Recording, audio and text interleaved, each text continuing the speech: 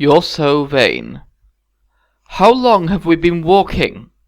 They were still a little soggy from tramping through the mud and water at the bottom of the ravine. Luckily, the stream wasn't as deep as it had looked from above, but it had still been cold and generally unpleasant. Philip's boots sloshed a little as he stepped. Climbing back out of it took more time than going down, but she couldn't have said how much. A while, I don't know. A couple of hours, Philip said. It's hard to see under the trees. I can't make a sundial here. It seems a little darker. Maybe the sun has set or is close to setting. So this is real twilight, she thought. Not the greying of everything that evening at the Thorn Castle brought. Shadows were blending with solid shapes, and everything seemed to be more blue or dark purple. She held her hand out in front of her. Somehow it seemed more real, more detailed than it did in sunlight. But as she looked off to the sides of the path, directly into the heart of the forest, it was already as dark as night, impenetrably black. Except... She blinked her eyes, thinking she was hallucinating. No, it wasn't her imagination. There were tiny blue and orange wisps of light dancing just beyond the edge of where she could make things out clearly. Fireflies? Will-o'-the-wisps? Sorcery? Then one of the wisps bounced its way towards her. She watched with wide eyes as it whisked this way and that, and finally ended up bobbling in front of her face. Philip continued on, unheeding, muttering about finding food and whether or not dreamers needed to eat. Inside the ball of light was, as she expected, a tiny, perfectly formed girl. Not like the previous ones, younger, with an almost childlike body. The girl's eyes were wide in surprise as she peered at Aurora Rose. You're a fairy, the princess stated, more for herself than anyone else. You're a princess, the tiny fairy squealed in amazement. A beautiful fairy tale princess, in the flesh! The ball shrank down to the size of a pinhead, then suddenly expanded and with a pop disappeared. The princess blinked. The fairy was now hovering just off her toes in front of her, mostly human-sized. She had what seemed like endless waves of chestnut-brown hair, or rather a shockingly short tunic, and a pointy little nose. Oh, how pretty you are, the fairy said, dipping around the girl, half on her toes, half in the air. The princess spun, trying to follow. Are you from the real world? Aurora Rose asked desperately. Did the others send you? Are you from the cottage?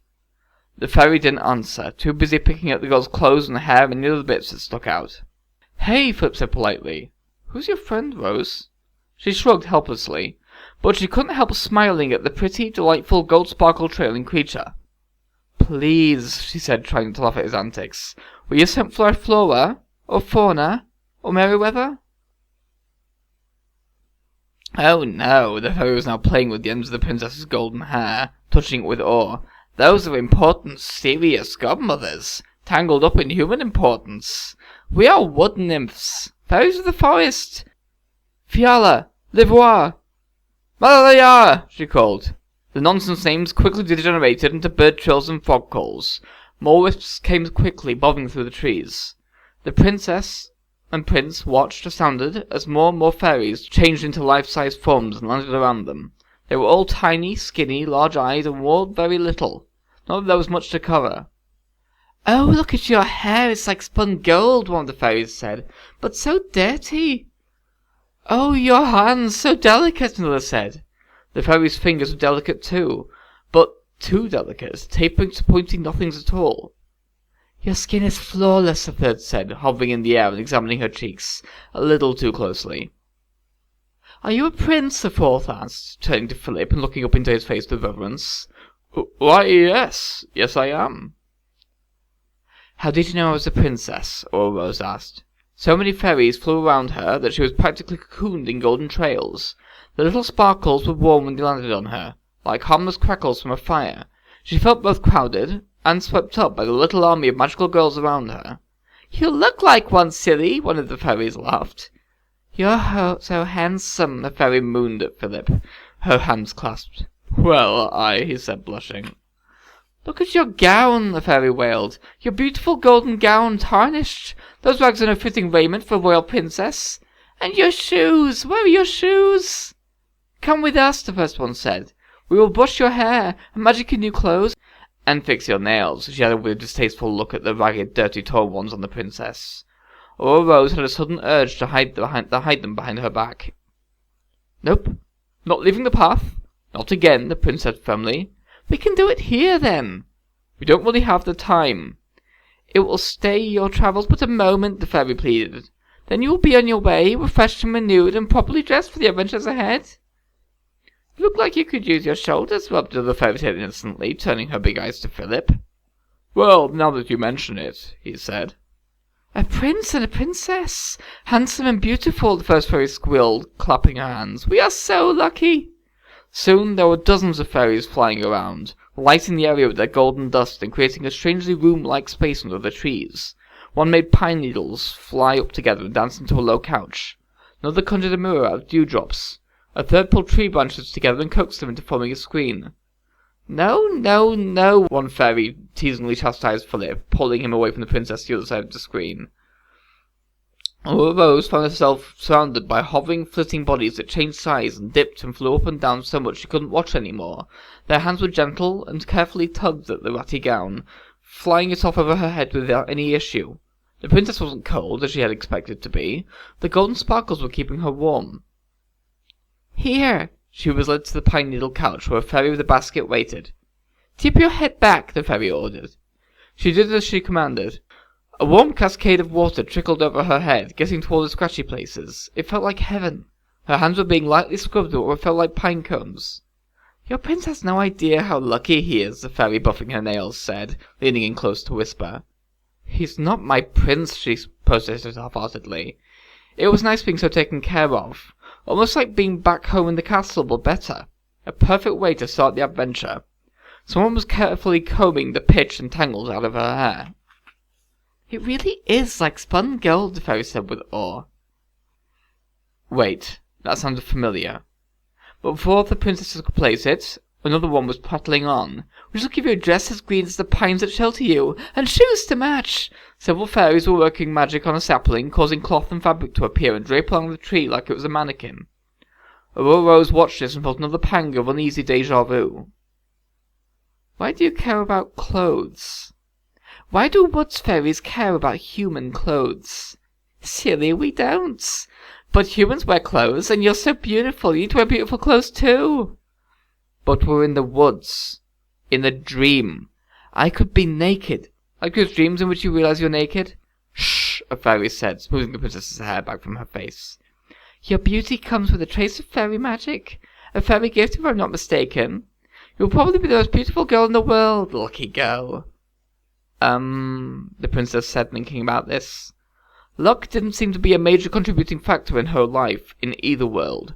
As for beauty, well, she had indeed loved the way people had looked at her at balls in the Thorn Castle. At the forest cottage she had played at dressing up in the costumes her aunts had made for her.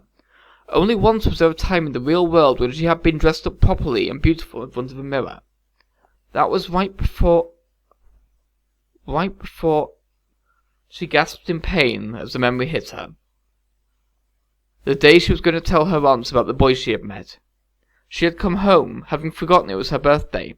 Time was both important and irrelevant in the woods. Stars marked seasonal changes, the moon waxed and waned, the solstices were strictly observed, but normal days and weeks and months weren't. She burst into the cottage, and there, waiting for her, was the most beautiful dress she could ever have imagined. No ragged seams, no patches, no spider webs or leaves holding bits together. It was fitted and radiant and like something out of a dream. It was also hard to tell if it was blue or pink, which was sort of strange because she wasn't colourblind. She wondered where it had come from. None of the few villagers or woodsmen near Interact had anything like the dress, or even the materials with which to make it. But that thought was quickly overwhelmed by joy. Joy at the pretty dress for her birthday, joy at the idea of spending the rest of her life with the boy in the woods, joy at the cake that was also magically there and perfect, like something else out of a dream. And then overwhelming sadness when she found out what her 16th birthday actually meant, and what the presents were for. The dress was there because she was a princess, about to get married, to a prince she had never met. The 3 aunts, who had seemed to love her so thoroughly her whole life, vanished from the scene entirely when she was locked in the castle bedroom. For her safety she was left alone, with nothing but loss, and bitterness, and hopelessness. Aurora Rose gulped and took deep breaths, trying not to pass out from the memory, from the great wash of sadness. Seeing these fairies conjure a dress out of thin air, she now realized where her 16th birthday gown had come from. And the cake. Something like panic began to form in the pit of her stomach. "Shh, shh," a fairy said, stroking her wrist. "What's the matter? Everything's fine." Philip's laughter rang out beyond the screen, boyish and loud. "There," a fairy said. The magic dress danced over to the princess. Despite her misgivings, she stood up to receive it. It would have been rude not to. The dress easily smoothed itself over her. Dark green velvet skirts, full and soft, twirled around down to her ankles. Golden buttons fastened themselves up the plackets on her bodice and over the elegant tight sleeves. From her elbows, wisps of dark green mist flowed to the ground for tippets. A collar round her neck drifted out into a cape of the same material. "Truly, you're the most beautiful princess in the world," the fairy breathed. Aurora looked at herself in the mirror of dewdrops. She was indeed the most beautiful thing she had ever seen.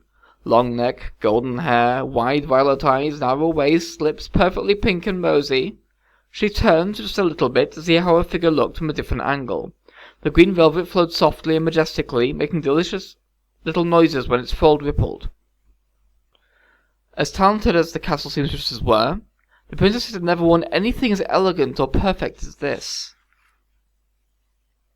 And yet, she thought of herself as a child in a dream world, hiding in neglected spaces of the castle, making friends with rats. She wore no dresses there.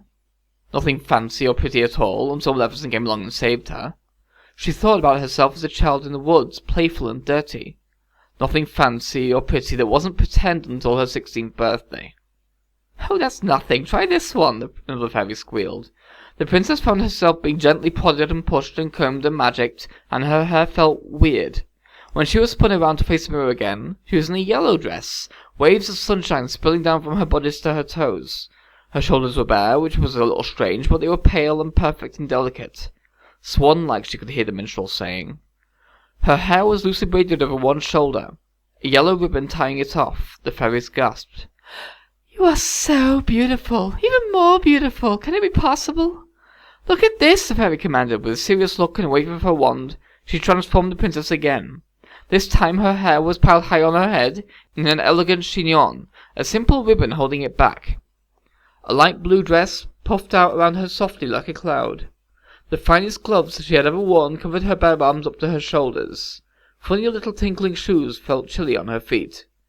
She put her hands on the skirt and twisted this way and that. What a dress to dance in! She would look like a fairy herself, or a bride. "So pretty," a fairy said, touching her hair again. "My turn," another fairy said. Little hands grabbed at her. It was disconcerting and a little frantic, but gentle. Far gentler than Liana, who had also encouraged the princess to dress up, who always said how pretty she was, how beautiful, how like a royal princess, who made her stand in front of a looking-glass and admire herself in her gowns. For the balls, which had been a distraction to keep her and everyone else from paying attention to the situation they were in, from figuring out what was going on. "That's it! We're going!" Aurora turned away from the magic mirror. Tiny fairies were flung in all directions as she spun around. She pushed the screen aside and grabbed Philip's hand, pulling him after her. He gaped and gulped at her outfit. "Rose, you're beautiful? Yes, I know. Come on." She pushed her way past the fairies who were gently trying to block her. "Thanks for the dress and the hair washing and everything, but we're on a quest and I think we've already wasted too much time here." "Stay! We just want to look at you," one fairy wailed. "So pretty," another said, lacing its hands into her long locks. Its fingers were sharp and pulled. "Thank you. Sorry," the princess said, yanking her head back and wincing. Little hands were pulling at her dress and arms. "Stay! You could be our princess! So pretty, pretty! Stay!" Philip was looking a little worried now. "Should I pull out my sword?" he whispered as they began to shove through the glowing press of winged creatures. Not yet." The fairies began to cry. "Stay! We'll treat you like the princess we are! We'll worship you! You can be our beautiful doll! We'll dress you up and feed you ambrosia!" Aurora closed her eyes as she marched forward. The grabby little hands grew claws. She felt her hair and dress begin to rip. "Ow! Hey, cut it out!" Philip said. He was less gentle than the princess, batting the fairies away with the back of his hand. She didn't want to look down to see what was happening. She wanted to continue walking down the path calmly and have it all disappear when she could no longer see them. "We won't let you leave us!" She turned. The fairies were changing. They were elongating, their thin, wispy bodies slowly growing strangely fluid. They were also changing colour. slimy grey and oily green and sickly orange. Their eyes slid back over their skulls, yellowing in the process. Stay! They had claws and bobbed tails now, sharp, curved fangs and ugly horns. They lost their legs or grew extra sets or sprouted pointy, torn wings. They flew and gibbered and flowed around the trees, and the prince and princess swiping and grabbing. Sword? Now? Aurora suggested. Already out, Philip retorted, trying not to sound too nervous. He swung his bright-bladed sword through the crowd of demons. Sometimes it caught an actual piece of flesh, causing one to shriek and peel away from the others, but mostly it just went straight through them like they were made of smoke. I thought your soul was enchanted, the princess covered her face on her head, trying to move faster in her ridiculous skirts. In the real world it was, Philip shouted. He winced as a six-clawed, three-eyed thing successfully got to his face. 6 traces of blood flowed down his once perfect cheek. Aurora cried out as something snake-like launched itself at her waist and wrapped around her body, squeezing tight. The demons converged on her, hissing and ripping and tearing. She kicked, she screamed. In neither world had there been much violence in her life, at least not directed at her. She never had to defend herself. She had no idea what to do when she couldn't run away. Her feet and their stupid new shoes were roped together by something living and cold. Something else horrible, rough and tiny was easing its way under her hands towards her eyes. Suddenly Philip was there. He had sheathed his own useless sword, and was now just grabbing the demons, throwing them off her. One landed on the back of his head and clung there, sinking its teeth deep into his skull. Philip gasped with pain but ignored it, concentrating on setting Aurora free. When the demons were mostly off her, he roughly pulled her up. Run! He yelled, turning to fight the rest off. Not without you, she said without thinking. Oh, I'm running too, Philip said. Now! And the two ran into the woods, all the creatures of hell fast on their footsteps.